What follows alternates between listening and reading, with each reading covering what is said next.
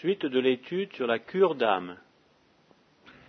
Chers amis, ce soir, notre sujet sera celui qui vient tout naturellement dans la suite des parties qui composent notre plan, c'est-à-dire, cinquième partie, être rempli du Saint-Esprit, à la page 3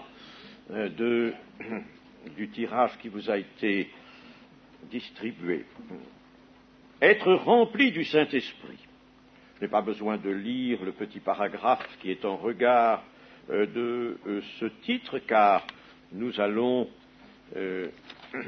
voir les textes qui sont cités et nous allons les méditer, nous efforcer de les méditer avec foi, en nous attendant au Saint-Esprit pour qu'il nous éclaire et pour que la parole de Dieu véritablement entre en nous.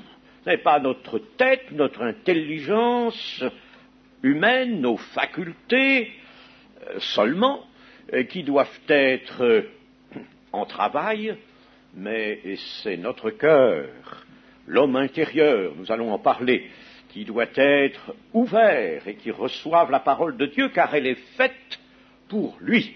Elle est faite pour ce qui est appelé le cœur de l'homme, ou même l'esprit de l'homme. Nous allons lire dans l'épître de Paul aux Éphésiens, au chapitre 5 et au verset 15. Nous lirons jusqu'au verset 21 inclus.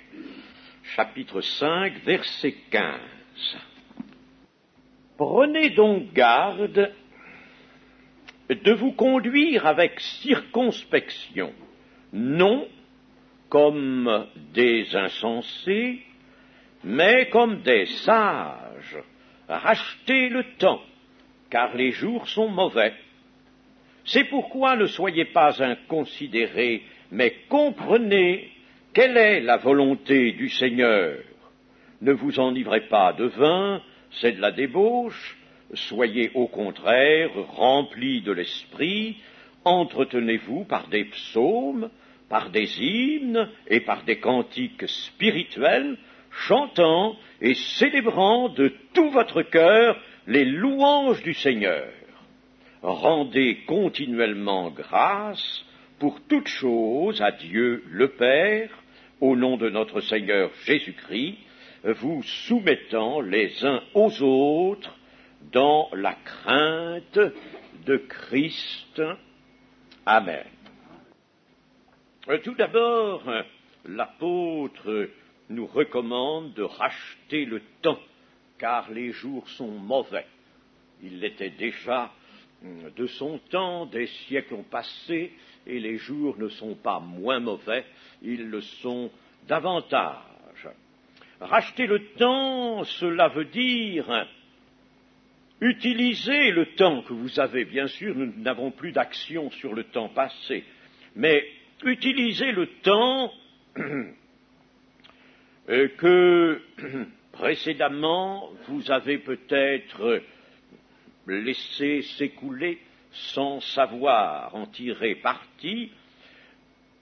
Alors il s'agit de mieux utiliser le temps, de ne manquer aucune occasion de manifester la vie chrétienne, la vie qui est une vie, nous l'avons dit, n'est-ce pas, une vie véritable, une vie impérissable. Elle est en nous. Nous en avons, je ne dirais pas le germe, parce que je pense que le germe s'est développé, nous en avons la puissance.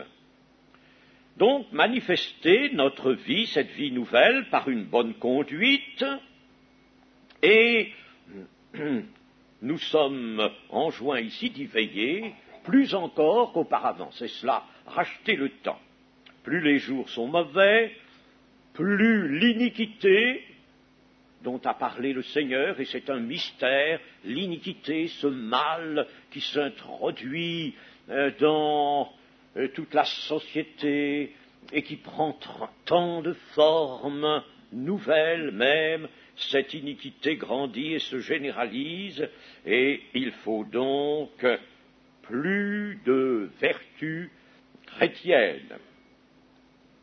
Comprendre la volonté du Seigneur, nous conseille encore l'apôtre, à chaque moment, en chaque circonstance, telle est la vraie sagesse et la vraie prudence.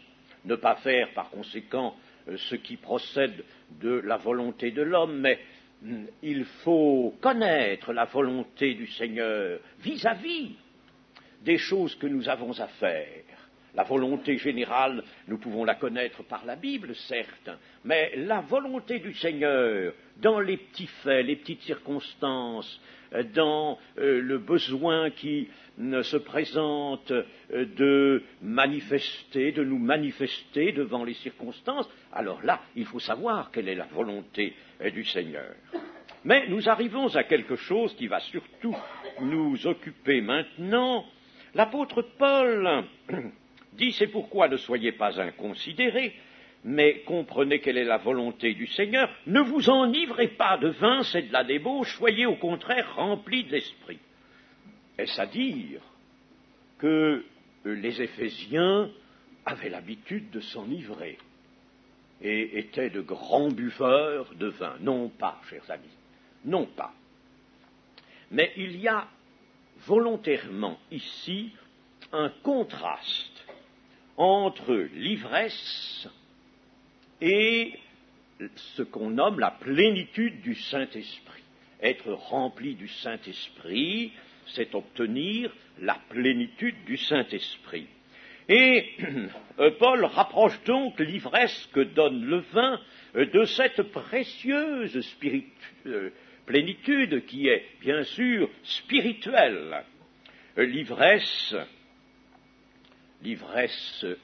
que l'on peut avoir en buvant trop de vin communique une joie charnelle, bien sûr, une hardiesse désordonnée, une ardeur avilissante, et elle égare la raison, l'ivresse. Ce n'est pas beau, ce n'est pas vraiment digne de l'homme, cet état d'ivresse où certaines personnes, certains individus se laissent aller en buvant trop de vin, bien sûr.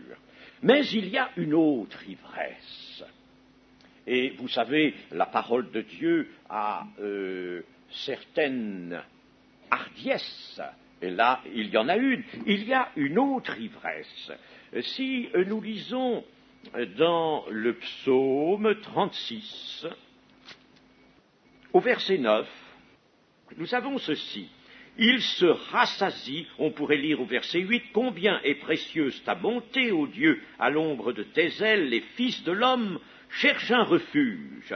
Il se rassasie de l'abondance de ta maison, et tu les abreuves au torrent de tes délices. » Et notre traducteur a sans doute éprouvé une petite retenue à traduire littéralement, mais littéralement le verset 9 est ceci, « Ils sont ivres de l'abondance de ta maison, et tu les abreuves au torrent de tes délices. » Une ivresse tout à fait spirituelle, une ivresse du cœur, mais l'apôtre Paul la rapproche de l'ivresse charnelle, de l'ivresse que l'on connaît bien par l'abus du vin. Dans le prophète Zacharie, au chapitre 9, nous avons tout un passage qui est prophétique et concerne l'Église. Au-dessus des siècles, vous savez, la prophétie peut aller aussi loin qu'elle le veut, que Dieu le veut, et ici, c'est une prophétie sur l'Église. Il y a dans le chapitre 9, à partir du verset 9, ceci, « Sois transporté d'allégresse, fille de Sion, pousse des cris de joie, fille de Jérusalem, voici ton roi vient à toi, il est juste et victorieux, il est humble et monté sur un âne, le petit d'une ânesse. » Alors, cela, l'Évangile l'a appliqué à cette démarche que le Seigneur Jésus a faite un jour vers Jérusalem, monter en effet sur le petit Dunamis, et vous savez que ceux qui étaient là criaient Hosanna au fils de David, et par conséquent, nous voyons très bien que là, la prophétie est allée loin, et est allée toucher le temps des évangiles, le temps de la grâce. Mais lisons maintenant à partir du verset 13.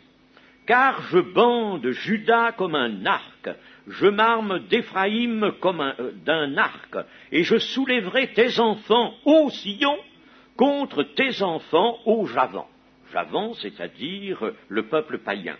« Je te rendrai pareil à l'épée d'un vaillant homme, l'Éternel au-dessus d'eux apparaîtra, et sa flèche partira comme l'éclair. Le Seigneur l'Éternel sonnera de la trompette, il s'avancera dans l'ouragan du midi, l'Éternel des armées les protégera, ils dévoreront, ils vaincront les pierres de la fronde, ils boiront, ils seront bruyants comme pris de vin, ils seront pleins comme une coupe, comme les coins de l'autel, l'Éternel leur Dieu les sauvera en ce jour-là, ou plus exactement les aura sauvés en ce jour-là, comme le troupeau de son peuple, car ils sont les pierres d'un diadème qui brilleront dans son pays. Oh, quelle prospérité pour eux, quelle beauté! Le froment fera croître les jeunes hommes et le mou les jeunes filles, et si vous voulez que j'exprime cela autrement, le pain et le vin fera croître, grandir spirituellement les jeunes gens et les jeunes filles. C'est l'Église. Mais vous avez remarqué ceci, ils boiront, ils seront bruyants comme pris de vin, ils seront pleins comme une coupe, pleins de quoi, remplis de quoi, sinon du Saint-Esprit. Et vous voyez par conséquent que cette image, c'est une image de l'ivresse, se présente là encore. Et lors de la Pentecôte, le jour de la Pentecôte, lorsque les langues de feu vinrent sur les 120, il y avait là, certes, des Juifs qui furent saisis, étonnés de les entendre louer le Seigneur dans leur propre langue, mais il y avait aussi des contradicteurs, des hommes incrédules, et qui disaient « Qu'est-ce que c'est que cette agitation ? On dirait qu'ils ont bu trop de vin doux, qu'ils sont ivres, si bien que l'apôtre Pierre, quand il se mettra à parler, relèvera la chose et dira non, ce n'est pas qu'ils soient ivres, car c'est la 9e heure, c'est-à-dire, c'est la 3e heure, c'est-à-dire qu'il est 9 heures du matin. Il est 9 heures du matin, à cette heure-là, personne ne peut être ivre, ils ne sont pas ivres, mais ils sont remplis de l'esprit, et ils citent la prophétie de Joël, je ne m'arrête pas là-dessus. Simplement, pour vous dire, n'est-ce pas, que vous voyez, cette ivresse est en somme liée à le baptême du Saint-Esprit. Vous savez ce qu'est le baptême du Saint-Esprit, la plénitude du Saint-Esprit survenant, le Saint-Esprit survenant avec sa puissance sur des hommes de foi. Il y a une certaine ivresse, c'est vrai. La force, la joie du Saint-Esprit, l'allégresse qui gagne le cœur, l'intensité de la vie intérieure, tout cela, évidemment, communique une certaine émotion d'ensemble qui peut se traduire par des signes extérieurs qu'on peut rapprocher, tout au moins ceux qui n'ont pas la foi, peuvent rapprocher cela de l'ivresse. Mais en tout cas, l'apôtre Paul n'hésite pas à faire ce contraste entre l'ivresse que donne le vin et puis cette ivresse-là. N'ayez pas cette ivresse-là, ce n'est pas qu'ils l'avaient, les Éphésiens, mais, n'est-ce pas, cela rappelle avec force et avec l'autorité de la parole de Dieu ce que Paul veut dire de la plénitude du Saint-Esprit. Ce n'est pas cette ivresse-là, mais attention, il y a une autre ivresse qu'il vous faut. une autre ivresse, celle que donnera le Saint-Esprit en remplissant votre cœur et votre vie. Ainsi, la plénitude du Saint-Esprit ne peut pas ne pas être ressentie. Ne peut pas ne pas être ressentie. Je ne vais pas ici vous faire maintenant de la doctrine sur le baptême du Saint-Esprit. Je pense que c'est une chose que vous connaissez bien. Mais je pense aussi qu'il y a lieu peut-être de compléter cette doctrine. L'on dit souvent, j'ai été baptisé du Saint-Esprit, ou dans le Saint-Esprit, ce serait plus correct, j'ai été baptisé dans le Saint-Esprit à tel moment. Bon. Mais la question que l'on devrait poser aux chrétiens qui disent cela est celle-ci, maintenant, es-tu rempli du Saint-Esprit? C'est ça qui importe. Tu peux avoir été baptisé dans le Saint-Esprit et avoir manifesté cette plénitude lorsqu'elle survint sur toi par un riche et éclatant parler en langue, par lequel tu as parlé la langue des anges et tu as loué le Seigneur. Bien, mais maintenant, es-tu rempli du Saint-Esprit? Et c'est ce qui nous occupe. Vous me direz, mais lorsqu'on a été baptisé du Saint-Esprit, cela ne suffit-il pas pour toute la vie chrétienne? Je vous dirai non. Non. Vous avez sans doute lu le chapitre 4 des Actes où nous voyons qu'après une ardente prière, les apôtres sont remplis du Saint-Esprit. Mais ne l'étaient-ils pas au chapitre 2? Le jour de la Pentecôte, ne le furent-ils pas? Si. Et cependant, au chapitre 4, ils sont remplis du Saint-Esprit. C'est que, mes amis, nous pouvons comparer le chrétien à un vase. Ce n'est pas moi qui imagine cette comparaison, elle est déjà dans les Écritures. Un vase de terre, mettons. Et si l'on laisse un vase de terre rempli d'eau jusqu'au bord, si on le laisse à l'air, le niveau va baisser du fait déjà de l'évaporation de l'eau, mais encore plus si le vase est poreux, l'eau s'échappera, n'est-ce pas, à travers la paroi du vase, et par conséquent, le niveau baissera, et il faudra rétablir le niveau. Pour bien des raisons, cette plénitude du Saint-Esprit peut ne pas se maintenir en nous, chers amis. Et nous verrons même tout à l'heure quelque chose de plus. Elle peut ne pas se maintenir en nous, et par conséquent, il faut rechercher une plénitude, il faut la rechercher chaque fois que c'est nécessaire, il faut se sentir rempli du Saint-Esprit. Cette plénitude du Saint-Esprit ne peut pas manquer de faire jaillir la louange, non pas seulement lors du baptême du Saint-Esprit, mais en tout temps.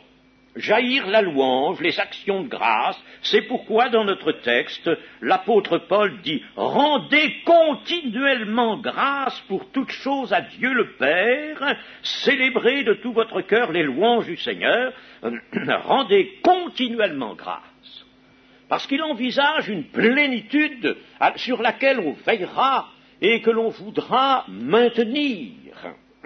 Alors, effectivement, il y aura un jaillissement d'actions de grâce constant, on ne pourra pas s'en empêcher, ce sera naturel. Et la pensée n'ira pas s'égarer un peu partout, à droite, à gauche, s'éloigner du Seigneur, elle restera là, comme suspendue au Seigneur, ce qui n'empêchera pas le chrétien d'être présent dans ses activités professionnelles ou ses activités familiales. Et puis alors il y aura des chants de foi, des chants pleins de spiritualité, pleins d'âme, pleins de reconnaissance de ces chants magnifiques qu'inspire le Saint-Esprit. C'est merveilleux. Est-ce que vous en avez entendu? Je pense que oui, bien sûr, dans cette même église, de tels chants. Mais c'est quelque chose de beau. Il faudrait que, en tout temps, nos chants, même ceux que nous chantons et qui sont qui figurent sur nos recueils, il faudrait qu'en tout temps, même ces chants-là, nous les chantions avec une sorte de joie, n'est-ce pas, un élan de l'âme. Rendre continuellement grâce au nom du Seigneur Jésus, c'est se consacrer à Dieu en sacrifice vivant et saint, et la plénitude du Saint-Esprit ne peut pas manquer de nous amener là ou de nous ramener là, n'est-ce pas, nous consacrer à Dieu en sacrifice vivant et saint, comme le dit ce même apôtre dans l'Épître aux Colossiens. Rendre grâce continuellement aussi, c'est laisser le Saint-Esprit bénir Dieu par notre cœur et par notre bouche. Notre cœur, bien sûr, et notre bouche. Alors, le chrétien qui sera ainsi rempli du Saint-Esprit et qui veillera, et qui, bien entendu, louera le Seigneur, lui rendra grâce continuellement, se trouvera identifié avec son Seigneur. L'identification, c'est une doctrine, ça, dans la Bible. L'identification. Oui, l'identification. Le Seigneur désire que nous nous identifions avec le Seigneur Jésus. Donc une identification en sorte que les rapports de ce chrétien avec Dieu auront lieu par la personne, je dirais même dans la personne du médiateur, en Christ, dans la personne du médiateur, les rapports avec Dieu. Alors, quel rapport, quelle relation avec Dieu? Si ces relations sont là, ont pour foyer le médiateur lui-même, Christ Jésus. Nous allons maintenant, toujours concernant cette plénitude du Saint-Esprit, nous allons lire un autre texte dans la deuxième épître à Timothée, chapitre 1, versets 6 et 7. C'est pourquoi je t'exhorte à ranimer le don de Dieu que tu as reçu par l'imposition de mes mains. Car ce n'est pas un esprit de timidité que Dieu nous a donné, mais un esprit de force, d'amour et de sagesse. Un esprit de force, d'amour et de sagesse. Et ici, s'adressant à son fidèle disciple Timothée, l'apôtre Paul lui conseille de ranimer le don qu'il a reçu de lui par l'imposition de ses mains. Et quel était ce don? Eh bien, nous pouvons facilement mettre en évidence que dans l'Église toute primitive, l'imposition des mains était souvent pratiquée pour que le Saint-Esprit vienne en plénitude. Acte 8, 17, par exemple. 8, 17. Alors Pierre et Jean leur imposèrent les mains et ils reçurent le Saint-Esprit. Lorsque Simon vit que le Saint-Esprit était donné par l'imposition des mains des apôtres, il leur offrit de l'argent. Bon, laissons Simon à ses erreurs, mais remarquons ceci, que Pierre et Jean, en présence de personnes de la Samarie qui sont réellement converties, mais qui n'ont pas reçu le Saint-Esprit, le baptême du Saint-Esprit, et non pas la plénitude, il leur impose les mains. Dans le chapitre 9 et au verset 17, Ananias sortit, et lorsqu'il fut arrivé dans la maison, il imposa les mains à Saul, le futur Paul, en disant « Saul, mon frère, le Seigneur Jésus, qui t'est apparu sur le chemin par lequel tu venais, m'a envoyé pour que tu recouvres la vue et que tu sois rempli du Saint-Esprit. » Il lui impose les mains. Puis, dans le chapitre 19, c'est l'apôtre Paul que nous voyons lui-même imposer les mains, 19, verset 6, « Lorsque Paul leur eut imposé les mains, le Saint-Esprit vint sur eux, et ils parlaient en langue et prophétisaient. Ils étaient en tout environ aux hommes. » Donc, vous voyez que l'apôtre Paul lui-même, en effet, avait imposé les mains pour que vienne le Saint-Esprit.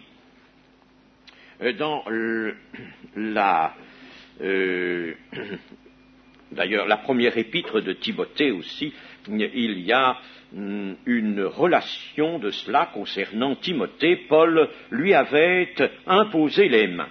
Et il avait reçu le Saint-Esprit, qui s'appelle assez souvent le don du Saint-Esprit. Pierre le nomme don du Saint-Esprit. On ne disait pas toujours la plénitude du Saint-Esprit, mais le don du Saint-Esprit. Il s'agissait donc de ranimer le feu du don de la grâce de Dieu, cette grâce de Dieu, la plénitude du Saint-Esprit. Et l'Esprit en plénitude, rappelle ici Paul, apporte la force ou la puissance, c'est la même chose, l'amour et la sagesse. Peut-être avons-nous cru souvent, et peut-être avons-nous cru sans aller plus loin, que la plénitude du Saint-Esprit, le baptême du Saint-Esprit conférait la puissance, parce que dans le livre des Actes, au chapitre 1er, le Seigneur Jésus dit bien, vous recevrez une puissance, le Saint-Esprit survenant sur vous, et vous serez mes témoins. Une puissance. Alors souvent, n'est-ce pas, le baptême du Saint-Esprit, c'est un baptême de puissance. C'est vrai. Mais on oublie qu'il n'y a pas la puissance sans la sagesse et sans l'amour. C'est impossible, chers amis. C'est impossible.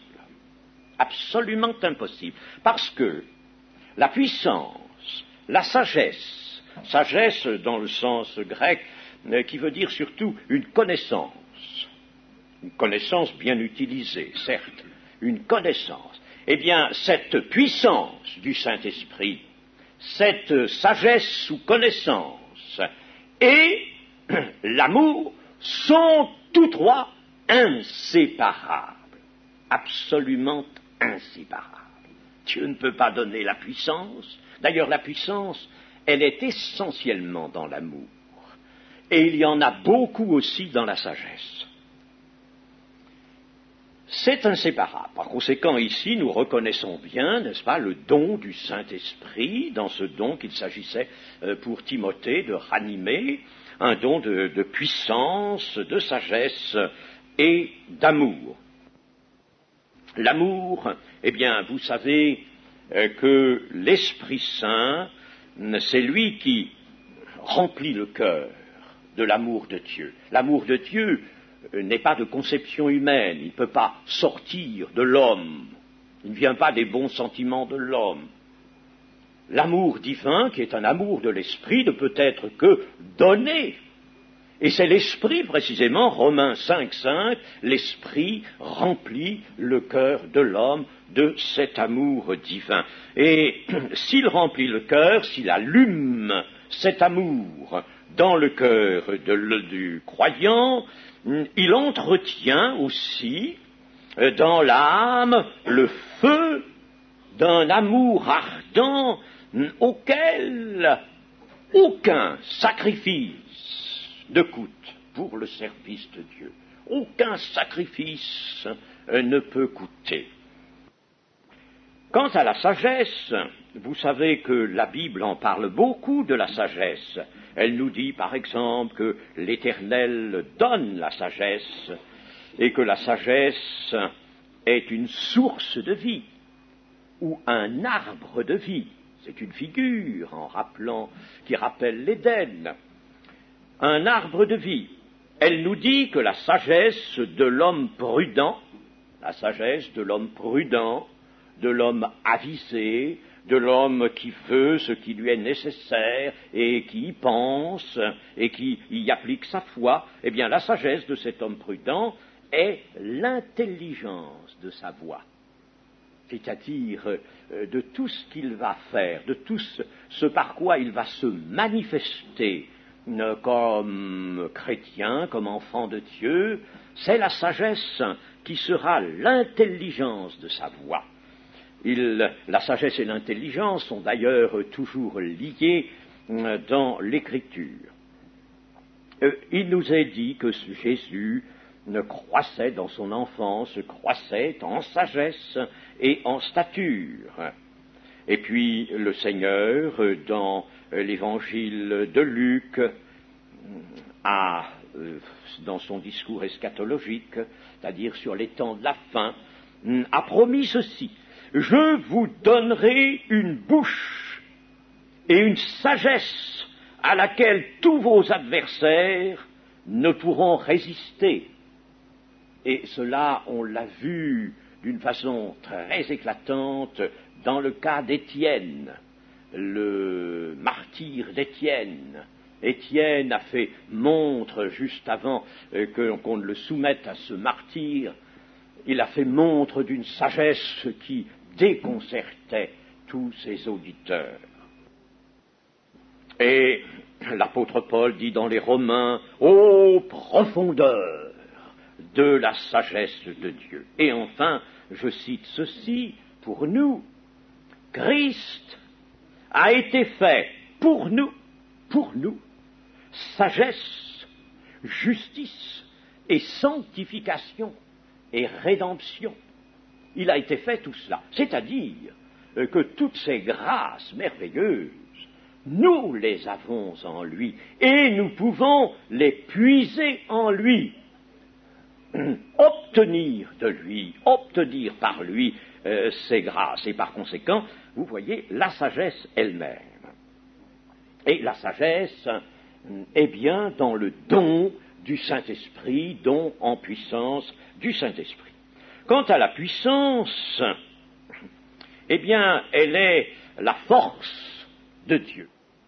Elle est la force de Dieu. En l'Éternel seul réside la force.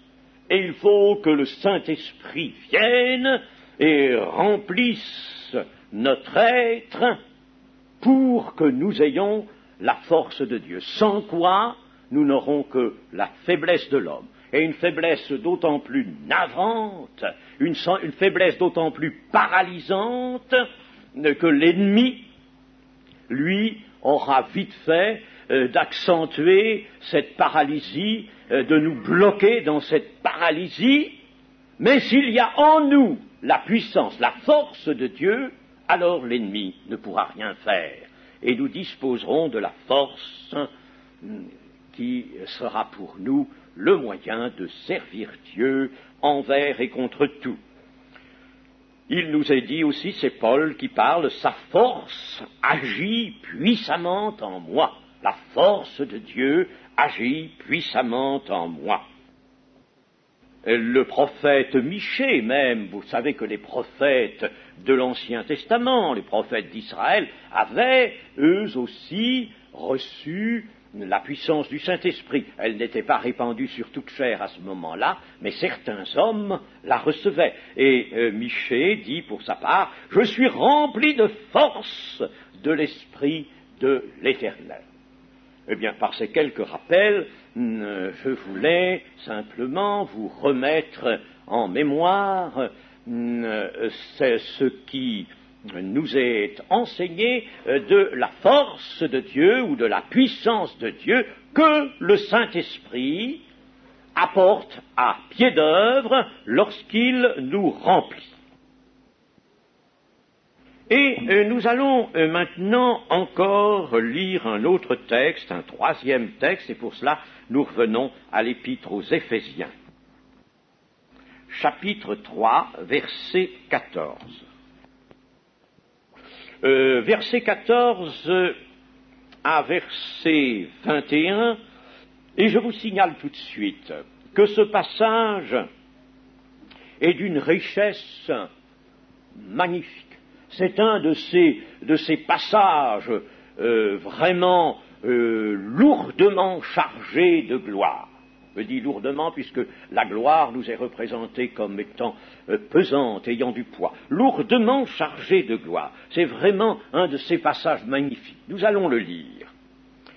À cause de cela, je fléchis les genoux devant le Père, duquel tire son nom toute famille, dans les cieux et sur la terre, afin qu'il vous donne, selon la richesse ou selon les richesses de sa gloire, d'être puissamment fortifié par son esprit dans l'homme intérieur, en sorte que Christ habite dans vos cœurs par la foi, afin qu'étant enraciné et fondé dans l'amour, vous puissiez comprendre avec tous les saints quelle est la largeur, la longueur, la profondeur et la hauteur, et connaître l'amour de Christ qui surpasse toute connaissance, en sorte que vous soyez remplis jusqu'à toute la plénitude de Dieu. Or, à celui qui peut faire, par la puissance qui agit en nous, infiniment au-delà de tout ce que nous demandons ou pensons, à lui soit la gloire dans l'Église et en Jésus-Christ, dans toutes les générations, au siècle des siècles. Amen. Toutes les générations, cela nous parvient, n'est-ce pas? Vous voyez directement, cela nous a été envoyé, n'est-ce pas?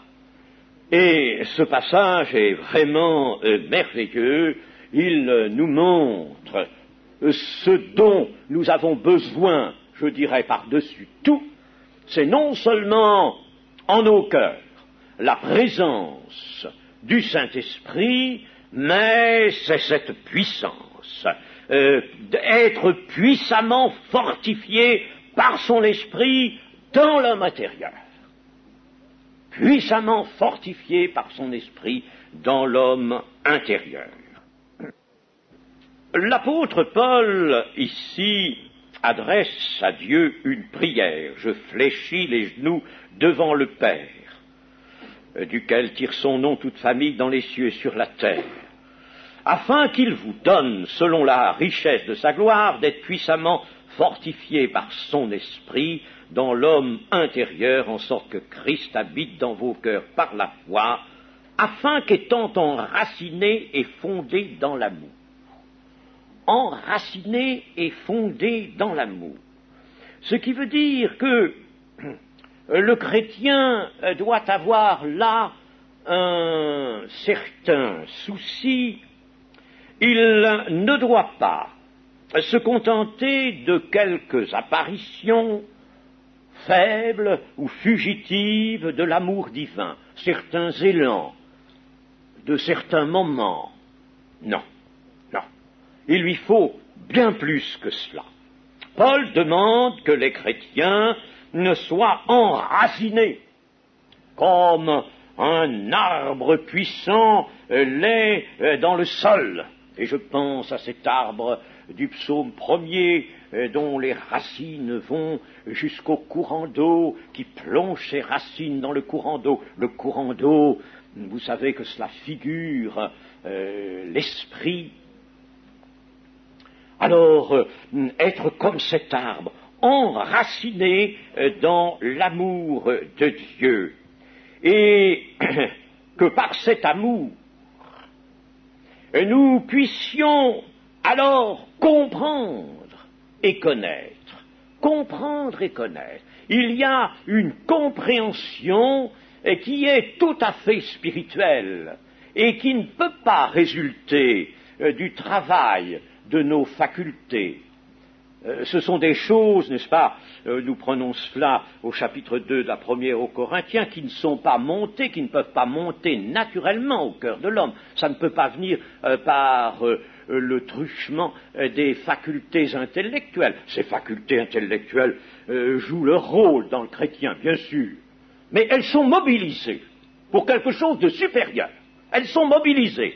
Elles ne travaillent pas sur les directions de l'homme lui-même.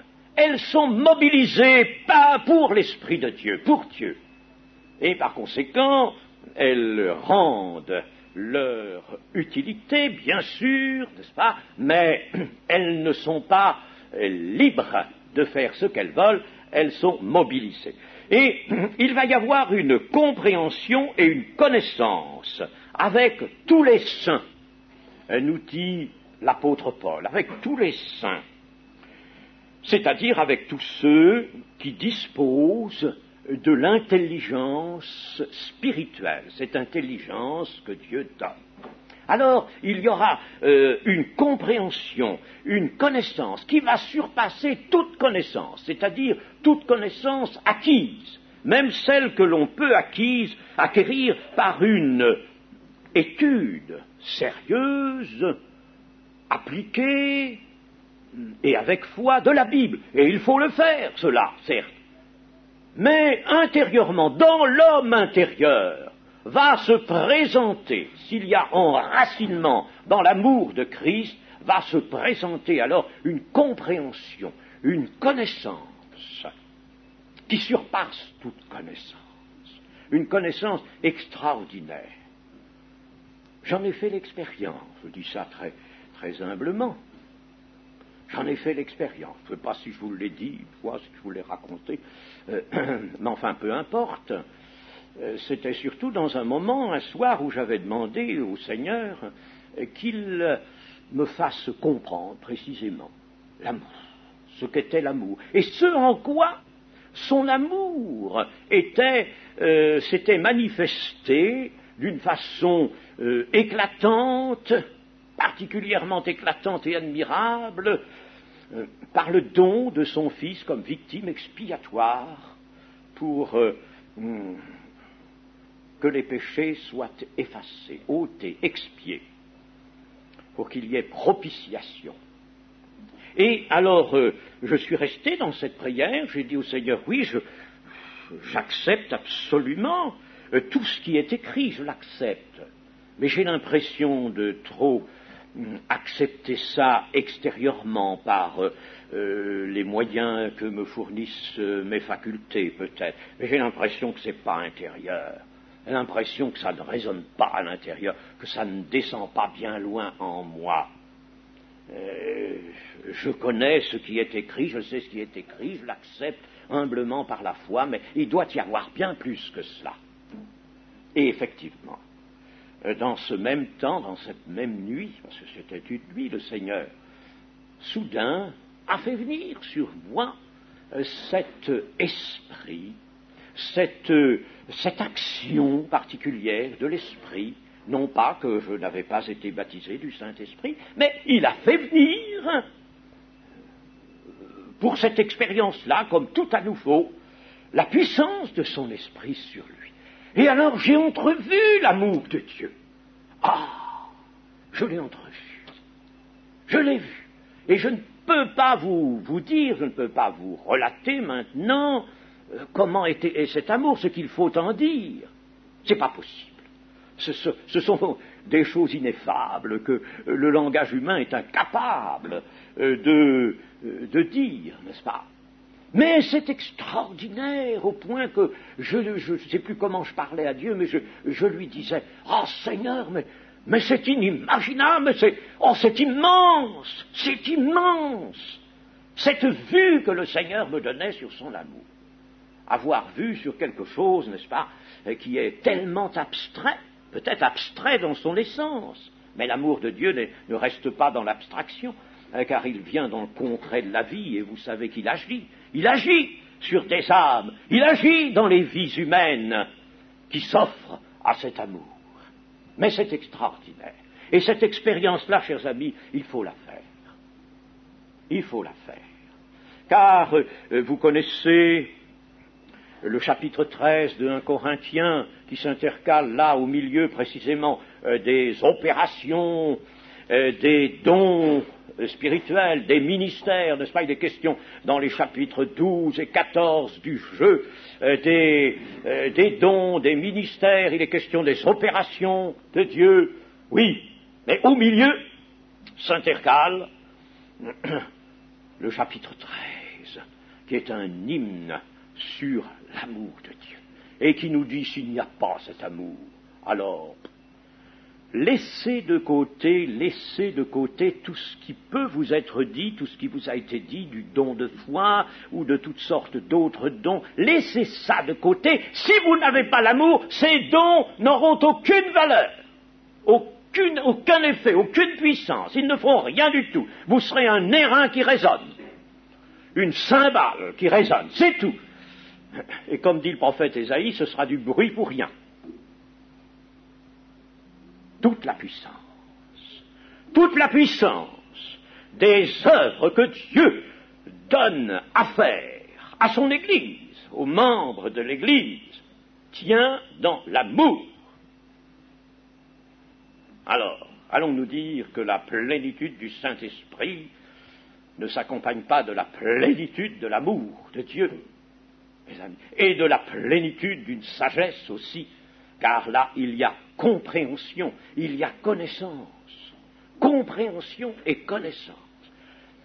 Un don de force, de sagesse et d'amour, ces trois choses qui sont unies étroitement ensemble, inséparables, c'est ça qu'apporte la plénitude du Saint-Esprit que l'apôtre Paul nous dit de demander. Et mes amis, si nous avions cette fidélité et cette vigilance de demander cela à Dieu et de veiller, bien sûr, à ce que nous soyons toujours nantis de ces grâces, de ces trois grâces en puissance, eh bien, l'Église ferait des choses énormes, immenses. Et voyez ce que nous avons lu ici. À celui qui peut faire, par la puissance qui agit en nous, celui qui peut faire, par la puissance qui agit en nous, infiniment au-delà de tout ce que nous demandons ou pensons, à lui soit la gloire dans l'Église et en Jésus-Christ dans toutes les générations, au siècle des siècles. À celui qui peut faire. Ainsi cette puissance viendra, elle accomplira, chers amis, des œuvres qui dépasseront votre demande, qui dépasseront la demande de l'Église, des œuvres préparées d'avance pour le Seigneur. Je crois que nous avons touché avec cette méditation ce soir le point culminant. Le point culminant. Et mes amis, pensons aussi à ceci. C'est que dans la vie chrétienne, dans la vie de foi, on ne peut pas rester froid. Au début, nous avons vu que ce rapprochement curieux que Paul fait entre l'ivresse que donne le vin et puis cette ivresse toute spirituelle qu'apporte la plénitude du Saint-Esprit. Et, chers amis, il nous faut ce mouvement en nous. Je regrette que beaucoup de chrétiens, je ne dis pas tellement ici dans nos rangs, mais peut-être parmi nos chers frères et amis qui sont ailleurs, on ait délaissé cela, ou on ait même peut-être repoussé cela. Parce que, à certains moments, on ne peut pas de choses qui dénotent l'émotion, on a peur de l'émotion. Mais c'est donc que le Seigneur Jésus a connu lui-même des émotions. Je disais l'autre jour, je rappelais, il frémit en esprit. Et lorsqu'il est, si l'on consulte le grec, dans le chapitre 11 de Jean, de l'évangile de Jean, et qu'on voit là Jésus devant le tombeau de Lazare, Eh bien là, dans le grec, c'est alors éclatant, c'est évident, il a là une vive émotion. Une vive émotion. Et pas seulement qu'il frémit, il est en proie à une vive émotion. Et pourquoi?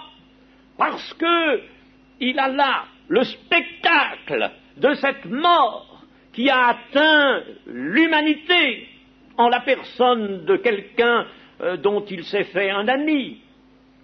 Il a laissé cet ami aller à la mort par suite d'une maladie qui l'a saisi, mais il est là et il voit bien plus que cet ami, il va le ressusciter. Il sait que son père l'a déjà exaucé, il va le ressusciter. Ce n'est donc pas la perte d'un ami qui lui procure cette émotion si grande, si particulière. C'est qu'il frémit devant cette mort qu'il n'a jamais pu accepter. Il n'est pas venu pour accepter la mort, il est venu pour apporter la vie et détruire la mort. Alors, il frémit sous l'action de la puissance du Saint-Esprit, car en lui, tout était action du Saint-Esprit. Tout en Jésus-Christ était parfaitement action du Saint-Esprit. Alors, il frémit devant cette mort. Alors, chers amis, il faut que nous sachions, n'allons pas bien sûr en nous efforçant nous livrer à des émotions psychiques factices. Pas du tout question de ça, bien entendu, il ne faut pas que ce soit psychique. Non, mais des émotions spirituelles, venant de l'esprit, naissant dans l'esprit et descendant dans l'âme. C'est l'âme qui manifeste les émotions. Mais, chers amis, il ne faut pas avoir peur de s'abandonner à de telles émotions. Lorsqu'elles viennent par l'Esprit et qu'elles résultent précisément de la plénitude du Saint-Esprit qui nous transporte, qui doit nous donner de l'allégresse. J'ai peur, chers amis, que les années passant, depuis notre conversion, les années s'accumulant, notre séjour sur la terre se poursuivant, j'ai peur que l'on se refroidisse. Et le Seigneur Jésus n'aime pas ceux qui sont tièdes. On ne serait pas tout à fait froid, on serait tiède. Mais lui, il préfère les bouillants ou les froids, parce que ceux qui sont froids, il peut les rendre bouillants. Mais les tièdes, il les vomit de sa bouche. Oui, chers amis, peut-être cette passivité, cette indifférence, une sorte de sommeil, nous en avons parlé, tout cela nous a-t-il gagné? Est-ce que nous aurions été peu ou prou gagnés par cela? Alors, chers amis, mettons-nous à genoux devant le Seigneur. Seigneur, remplis-moi comme tout à nouveau de ton esprit. J'ai peut-être oublié de te demander cela. Et Seigneur, je veux être rempli maintenant. Je ne peux pas poursuivre ma vie chrétienne si je ne suis pas rempli pleinement. Est-ce que vous le demandez, même avec pleurs, même avec supplication, cela? C'est indispensable. Indispensable. Nous avons touché le point culminant. Nous avons dit d'autres choses, nous allons encore dire d'autres choses, utiles, importantes, mais nous avons là touché le point culminant. Ce n'est pas parce que nous sommes de la Pentecôte, que nous sommes du plein évangile, que j'insiste sur cela. Non, c'est parce que j'ai expérimenté, je suis convaincu que la plénitude du Saint-Esprit est indispensable. Indispensable. Ce n'est pas tout d'être sauvé, d'être un disciple du Seigneur, il faut être un témoin du Seigneur. Il faut que le disciple soit revêtu de cette puissance, de l'amour, de cette sagesse, qui vont faire de lui, véritablement, un homme qui rayonne, un homme qui témoigne, un homme qui montre, qui apporte le Christ. Le monde a besoin qu'on lui apporte le Christ. Il n'a pas besoin de nouveaux discours, de discours bien faits. Il en a assez. Il en a par-dessus la tête. Des mots, des discours. Il a besoin qu'on lui apporte la parole de Dieu, mais aussi Christ lui-même. Christ lui-même. Et lorsque les cultivateurs, et qui furent alertés par la Samaritaine, vinrent ils purent lui dire, eh bien, oui, tu nous avais parlé de lui, mais maintenant ce n'est plus à cause de ce que tu nous as dit que nous croyons, nous l'avons vu lui-même, nous l'avons vu. Ah, ça c'est bien supérieur. Et c'est cela, chers amis, notre témoignage, c'est d'apporter le Christ, c'est de l'apporter lui, dans nos faibles personnes, certes, mais de l'apporter aux autres. Et pour ça, il nous faut la plénitude du Saint-Esprit. Et il faut que, par cette plénitude, nous puissions vivre aussi pleinement la vie de foi, la vie chrétienne. Ça va ensemble. Il faut que la vie chrétienne soit vécue, et il faut que nous ayons cette plénitude de l'amour, de la puissance et de la sagesse pour apporter Christ aux autres. Eh bien, nous allons terminer en disant que il ne faut pas que nous restions simplement en considération de notre passé pour dire « Ah oui, j'ai été baptisé dans le Saint-Esprit, j'ai été baptisé d'eau, puis j'ai été baptisé dans le Saint-Esprit dans telle circonstance. » Il faut pouvoir être assuré que l'on est maintenant rempli du Saint-Esprit. Et si on n'en a pas la certitude, si on n'en a pas les effets, eh bien, il faut aller humblement déposer à nouveau sa vie au pied de la croix et demander au Seigneur Jésus qu'il nous donne cette plénitude, qu'il nous la donne. Et vous savez que l'évangile de Luc au chapitre 11, je ne fais que vous rappeler ça, vous le connaissez ce passage, versets 10 et 13, l'évangile de Luc nous dit que si nous savons demander, comme le Seigneur Jésus nous l'a vivement conseillé, demandez, et vous recevrez, cherchez et vous trouverez. Alors si vous demandez à votre Père, il a même dit le Seigneur, méchant comme vous êtes, eh bien, combien plus qu'un père de famille qui satisferait la demande de son fils, qui lui demanderait un poisson et lui donnerait pas un scorpion, ou s'il lui demandait un œuf, il lui donnerait pas une pierre, mais combien plus, à combien plus forte raison, votre Père céleste vous donnera-t-il le Saint-Esprit si vous le lui demandez? Alors c'est ça, chers amis, parce que nous n'avons pas oublié ça. C'est très beau dire je suis de la Pentecôte, nous on croit au baptême du Saint-Esprit, vous savez, on y croit, on croit au signe initial, au parler en langue, tout ça, c'est très bien, tout ça est en ordre, est en bon ordre, oui, est en bon ordre, mais nous n'avons pas la plénitude, mais nous manquons de cette sagesse d'en haut, et Christ a été fait sagesse pour nous, nous manquons de cet amour brûlant, nous manquons de tout cela, nous manquons de l'essentiel. Alors ça ne peut pas bien aller, ça ne peut pas aller comme Christ voudrait. Christ est bon, bien sûr, nous avons encore tout de même des choses qui sont réjouissantes, il y a des âmes qui viennent, merci Seigneur. Mais s'il y en avait 10 fois plus, s'il y en avait bien plus,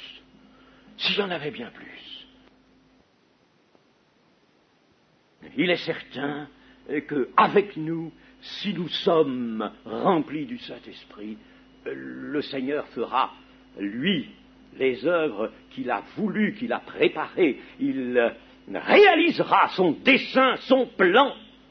Il appellera toutes les âmes qu'il connaît et qu'il a en vue et qu'il veut rassembler. Il rassemblera par le moyen du témoignage de son Église.